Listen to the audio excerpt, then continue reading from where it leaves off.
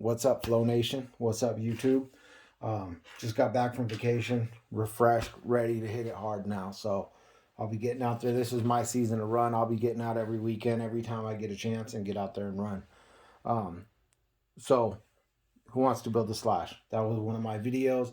I had a lot of guys asking me if to hold up, make me a list of what I need or tell us what we need to get. So that's what I figured I'd do on this one. Then we'll start building it. This thing's not built, guys. As you can see, the back's not put together. It's just kind of thrown together right now. But let's start with, you need a slash or rally, Traxxas slash or rally, low center of gravity chassis. Okay? Then you're going to need GTR shocks. Traxxas Revo, Summit, X01. You want GTR shocks. They come in chrome, they come in blue, they come in black, whatever you want to get. The springs don't matter right now. That's something we can play with later. But just get you the GTR shocks, all right? Second, big thing I see people doing wrong. Don't go get RPM. Nothing wrong with RPM. They are great for bashing. These things will take some abuse and come back for more. But I did a test. I put 1 RPM on the back corner over there, and I left the stock over here. I let it sit for a week while I was gone.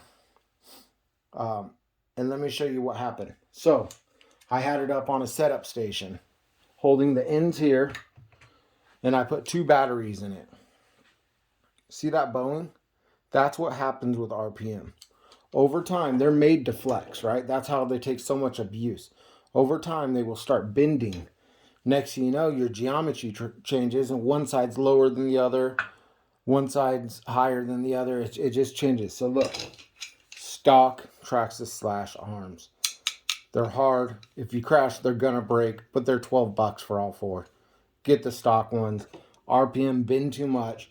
Especially, imagine when you're going down the road at 100 miles per hour, 120 miles per hour, and that aerodynamic starts pushing on the back of the car.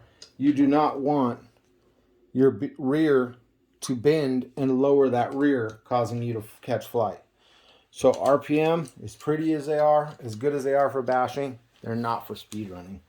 Huge mistake I made when I first started, guys. Stick with the Traxxas composite ones. They're actually pretty strong. They work good. Next, get some MIP X duties. These right here are the best of the best. I've tried the Techno M6s. They're super skinny, and as soon as you get up to 150, 160, even 170, I think I got 168 on one, and it bent. Here's one right here I wanted to show you guys. No crash, no nothing. As you can see, it's just slightly bent. Well, what's going to happen the next time you go out, that slight bend is going to cause your diff to go out, your bearings to go out, then it's going to lock. See that? They're so thin. They're literally, I think they're, I can't find my calipers right now, but I want to say, oh, there they are. They're like 3. Yeah, they're literally 3 millimeter, guys. They're so thin. Maybe 3.5.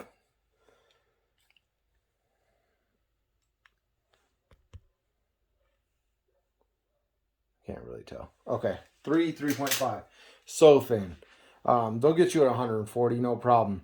But why waste the money if you can just get these for a little bit more? You're talking like $30 extra, guys. MIP X duties. I already got the fronts on there, and everything's smooth. So just got to finish putting it all together. We'll do that together though. Then you want to get the MIP 17 millimeter adapters. Why did I say MIP? They're made to work with these, and they work really well, guys. They got 2 grub screws or set screws that go on both flat spots, and they work really well. When we get to this, I'll show you guys what I do, because if you tighten one side up more than the other, it's going to throw it off.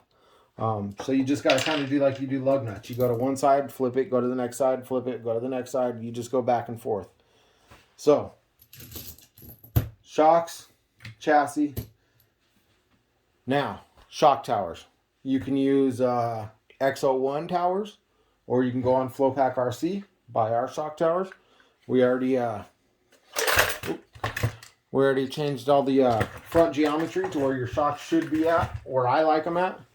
So those will be set for you guys, all ready to go. There's a couple different spots here. I think I have them on the inside. I need to move them to the outside. But we'll get into that later also. So get you some good shock towers. The plastic ones are not going to do well, guys. Get the XO ones. Get the carbon fiber ones. Then get you some battery trays. We got carbon fiber ones. You can get the older aluminum ones from Saga Custom RC. The only reason I like mine, well, obviously I make them, but that's where they're going to bolt in, right? Because you know on the inside right there is where the screws are. So when they bolt in, there's like a 1/2 inch gap there between your body. I don't want that. I want these to be snug up against the body.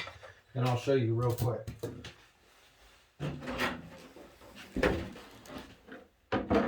See my battery trays? They're real close to the body once you get it fitted on there. Literally, if you wanted to tape it down, you could. It's just flaring out right now, but you could tape it down. Less airflow to get in there, guys.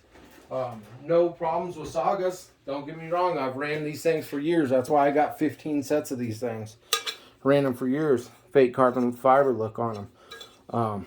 But we have our shock towers on flowpackrc.com. We have our battery trays on flowpackrc.com.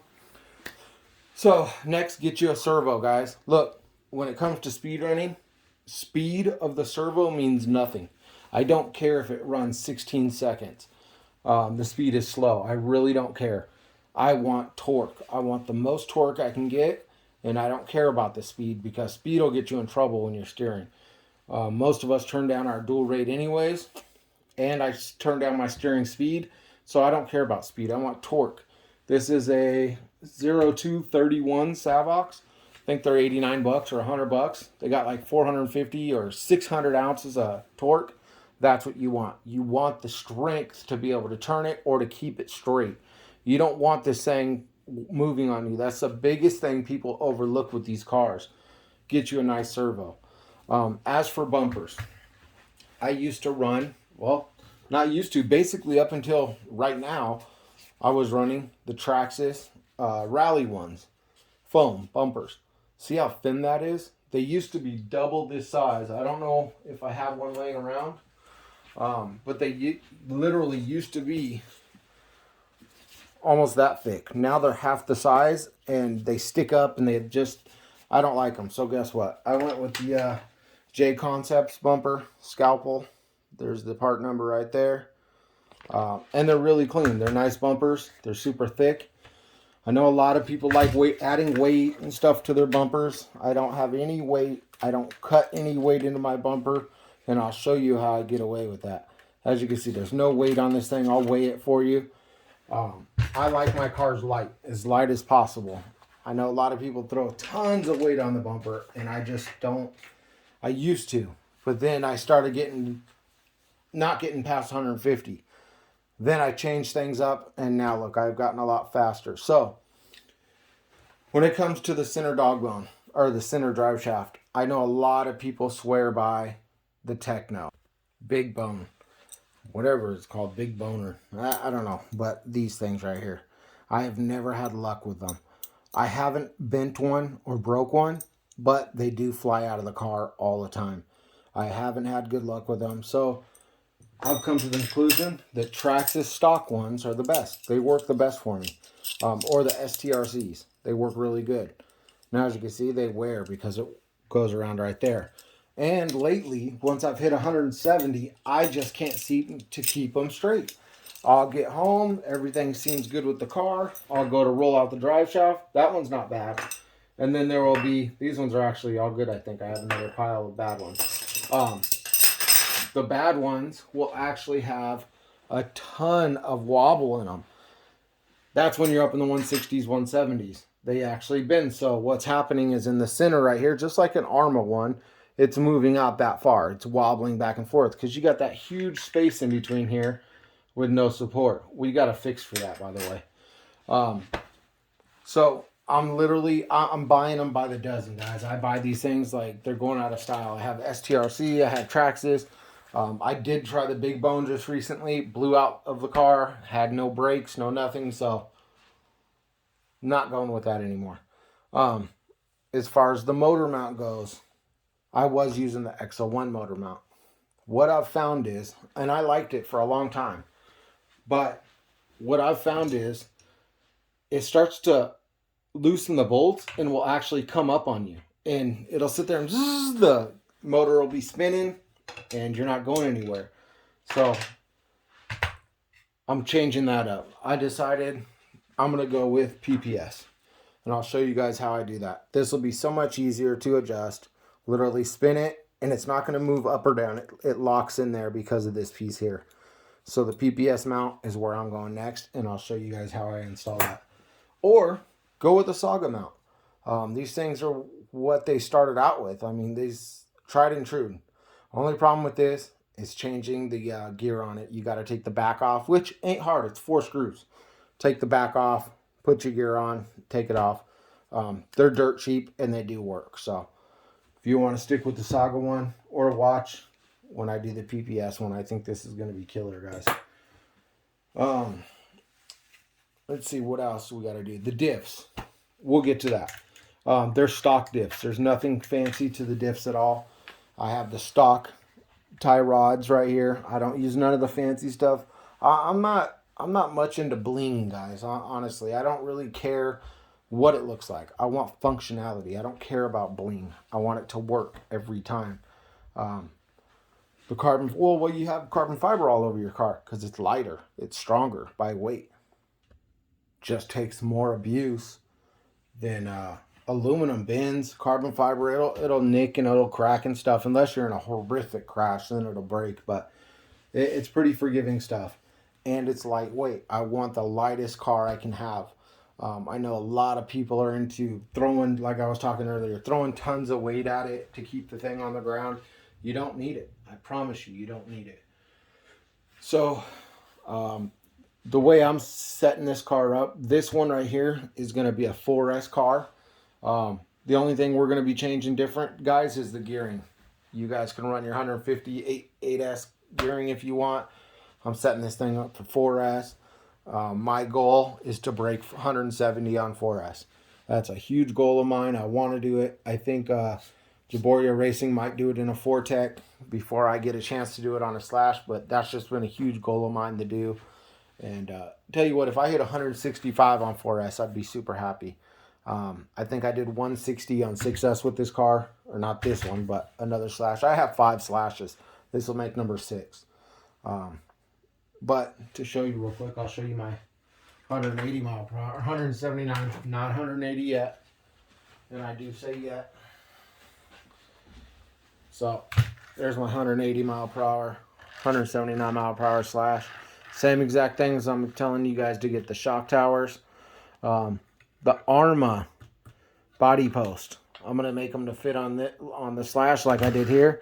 But no binding whatsoever. It's just so smooth. Everything's smooth on it. That's all you get. Till this one's done, guys. But yeah, go order your parts. Get them going. Get you a TP motor or a new motor. And get you a nice Mamba XLX2. Or a Mamba Monster. What is this called? The 8S? Mamba Monster X8S. Get you one of these. These things are good too. I've noticed with these, they don't like parallel. Every time I've ran one of these in parallel, I've had problems with it. So, as long as you don't run in parallel, you're good to go. Like I said, I'm going to be getting back out there, guys. We do have the new braces for the Slash. I'm going to put them on the website most likely tomorrow. And they're pretty badass. So, they save everything for this thing. They're really top notch. Went out and tested. I did 169 with them and no more bent drive shaft. That was my huge thing. And there's no wear on the drive shaft. Normally, there's so much slop in the drive shaft that it just sits there and wears through. Every single one of these. Look at that. Every one of them. So, we've gotten rid of that. Hopefully, all together.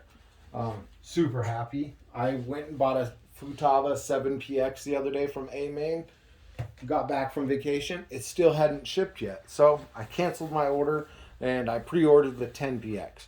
But I was able to find, in the meantime, my favorite remote of all time, and we'll see how the 10PX holds up to this.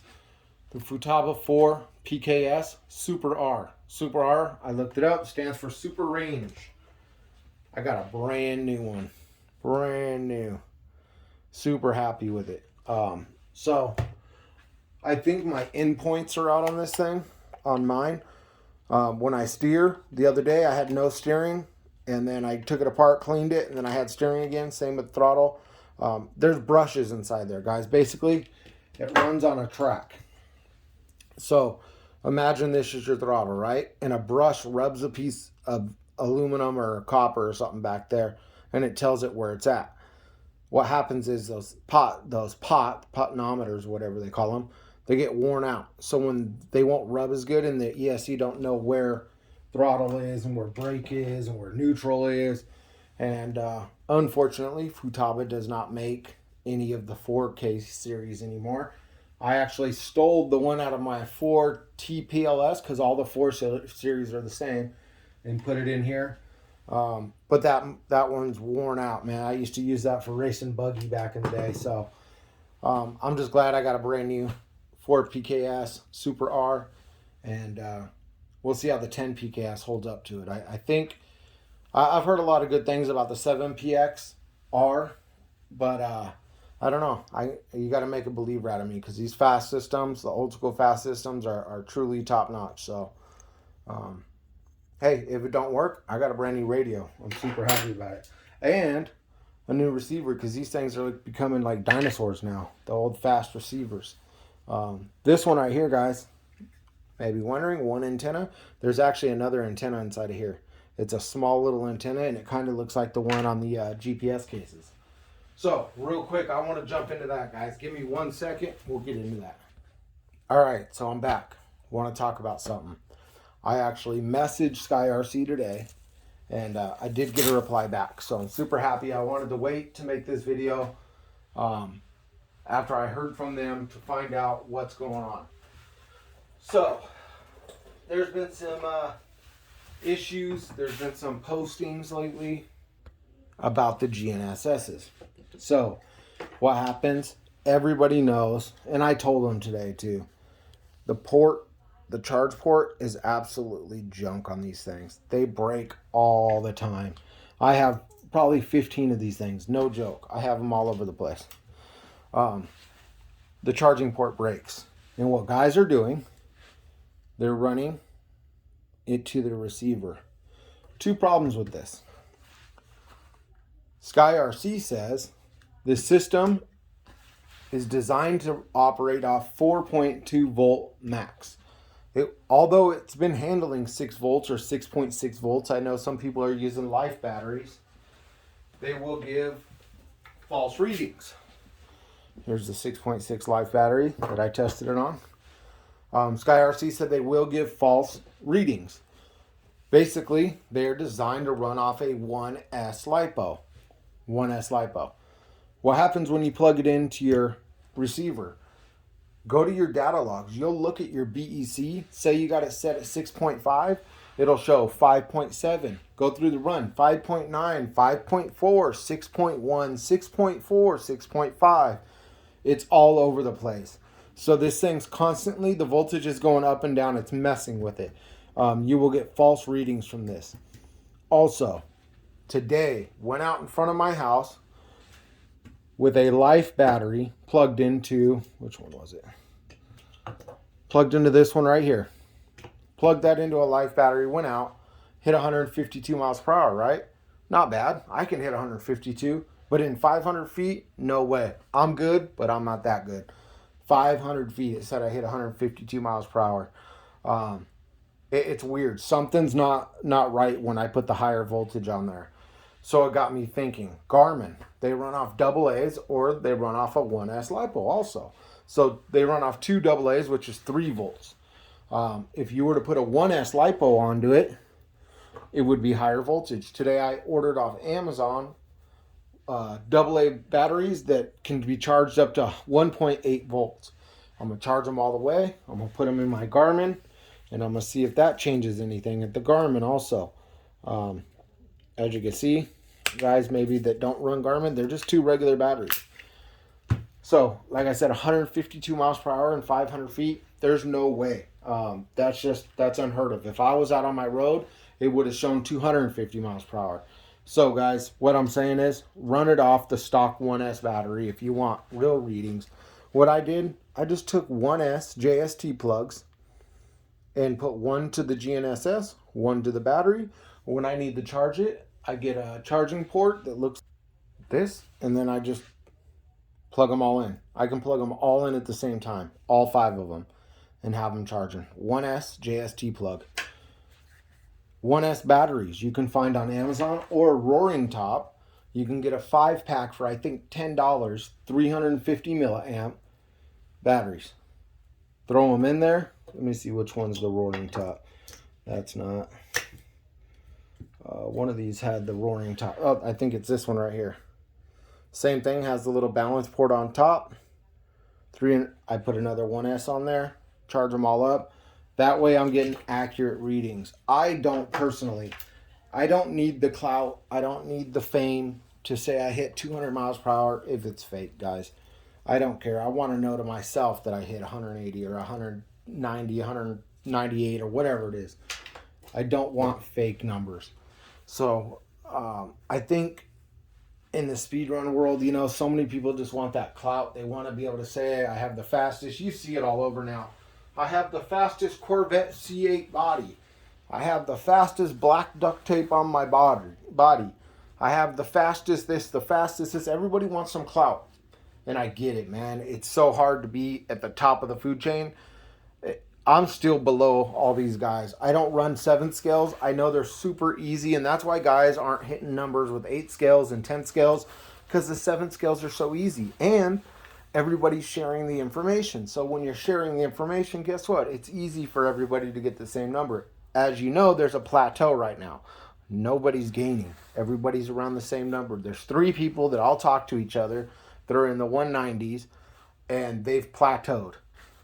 There's no one above them, and all the guys in the 150s, no one's sharing information anymore from the 190 guys, and that's why you see the plateau at 150. You don't see any slashes anymore pulling numbers. You don't see any Mugans hitting numbers anymore.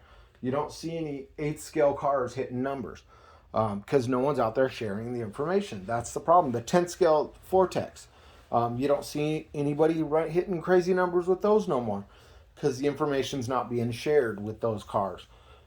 It's being shared with the armor, and that's how these guys are hitting the numbers that they're getting. That's just my belief, and the people I've talked to, they're with me on it. They think it's the same reason, but let's be real. We've got to figure out a way to where when you're done with your run, you can take your gnss off your car and say, look, I'm not plugged into a receiver. I'm not plugged into a 2S pack. So many times they're just sitting right next to the receiver box, and you know, I'm not going to call anybody a cheater that's out there that is getting it, but my experience, the numbers were false. Personally, I'm getting away from these. I've spent way too much money. I know some I've spent 70 on, some I've spent 60 on. That's too much money. I'd rather just get me a Garmin gnss that uses 2 AA batteries. It's military grade, shock resistant. It's a Fortrex 701. They're about $400, but you can find them cheaper. I found a place on Amazon that was selling them for $220. I'm gonna buy 2 or 3 of those. Done. It runs off gnss. It actually has better capabilities than the gnss does. The Sky RC has way better capabilities. If you look up the specs, I didn't look it up before this video, but there's like 15 different satellites instead of 12. It runs at a faster operating speed. These are literally, if you look up Garmin Fortrex 701, they're actually military grade, and military guys use them all the time. Shows your coordinates, shows everything. It'll show the humidity in the air, show the wind speed, everything. So it's got a little built-in anemometer in the back. So yeah, that's what I'm going to go with. I don't trust these things anymore. I see so many false readings on Facebook, guys. 392 miles per hour, 657. It's crazy. You see a guy crash and he's like, holy cow, I hit 350 miles per hour. Something's not right with these things. There's something going on with them. And I don't know if it's the over voltage, the batteries. I don't know, but I thought they were good while they lasted. I used to run a Dynamite GPS, and it worked good. Never had any problems, but it was 2 to 3 miles per hour slower than the Garmin. It was 3 or 4 miles per hour slower than the gnss. Garmin's always 1 to 2 mile per hour slower than the gnss. The old school Garmin's, the Foretrex, sorry. That's the 4Runner and the Foretrex 401s. Those are both the 401s. The new 701s, they got the gnss system. They're top notch. So that's what I think I'm going to start running, you know. Military grade crack proof screen, supposedly. We'll see about that. But yeah, guys, stay tuned. We'll start building this Slash together. Get your parts gathered up, and let's build this thing. If you already have it, good, let's do it. All right, guys, I'm out. Peace. God bless you guys.